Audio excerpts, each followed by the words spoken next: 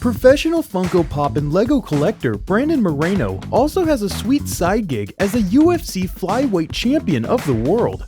The always happy and tough as nails Mexican brawler has an interesting journey to capture UFC gold, but in the process, captured the hearts of thousands. We at SportskeedaMMA are excited about his upcoming title defense at UFC 270, so we decided to give you 3 reasons why the Assassin Baby deserves your attention. Number 3. His early beginnings are not what you'd expect. When you think of a UFC champion, you might envision someone who was born into that life and made it their ultimate focus. Or maybe you think of someone who came into MMA by necessity and realized unseen potential. Neither of these things happened to Brandon Moreno. Born in the heart of Tijuana, Brandon Moreno found his MMA roots in an unlikely way. Moreno's parents own a piñata business that once upon a time served as a stepping stone for his career, crediting his parents' business as the reason for his hard work and dedication in life. However, Moreno's focus was never truly on the family business. He planned to become a lawyer, jokingly mentioning to his parents that he would bail them out of any legal trouble. But that career plan came to a screaming halt when he discovered a rinky-dink gym with a sign that said Vale Todo, which roughly translates to anything goes. And if you look at Moreno's fighting style today, you can tell that he took that anything goes style to heart. But the main reason for Moreno's entrance into MMA, despite not knowing a single thing about it, is that he was once a chubby kid who enjoyed his video games and junk food a little too much.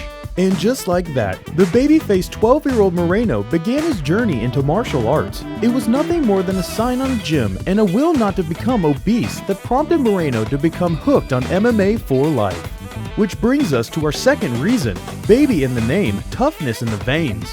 Most people think that Brandon Moreno's nickname, the Assassin Baby, comes from the fact that he is really small in stature, but that is only partly the case. Moreno made his MMA debut at the ripe age of 17. Now I know what you're thinking, isn't that too young to be involved in professional combat sports? Well, it turns out, yes.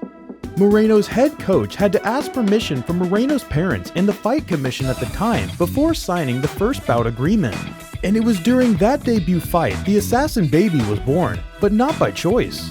Moreno was as surprised as his coaches to hear the announcer inexplicably assign him the Assassin Baby nickname during the first pre-fight introductions.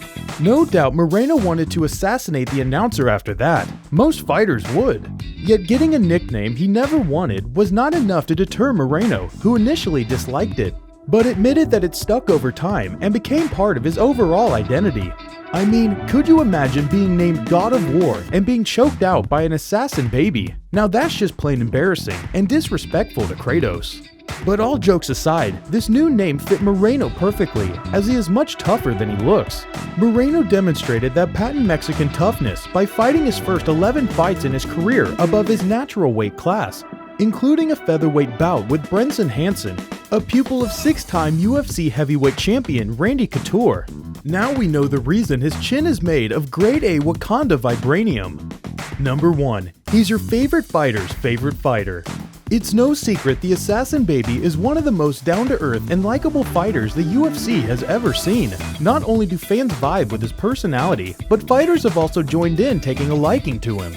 After his stunning rear naked choke finish of DeivesonFigueiredo at UFC 263, UFC middleweight champion Israel Adesanya said that Brandon Moreno would blow up, not just in Mexico, but worldwide, because he was a fucking cool guy, and one of the nicest people he has ever met. You're gonna, not just Mexico, you're gonna blow up worldwide because you're a fucking cool guy. Just before that same event, the Stockton slapper Nate Diaz offered Moreno a hit of some exotic California herb, to which Moreno declined, but acknowledged Diaz's ultimate form of flattery. Moreno not only fought the best, but became and gained the favor of the best.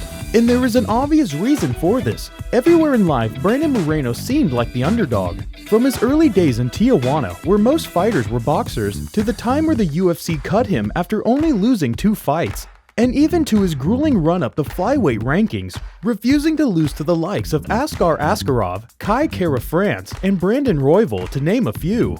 The Mexican McLovin, as Daniel Cormier would say, is loved by all because he fights like he wants your money, but would happily give it back to you after he beats your ass. Moreno is an underdog that rose up to claim his rightful place as the most important Mexican mixed martial artist right now, fulfilling the legendary promise he made more than 4 years ago. Maybe not today, maybe not tomorrow, and maybe not the next month, but only one thing is true. I will be champion one day, I promise.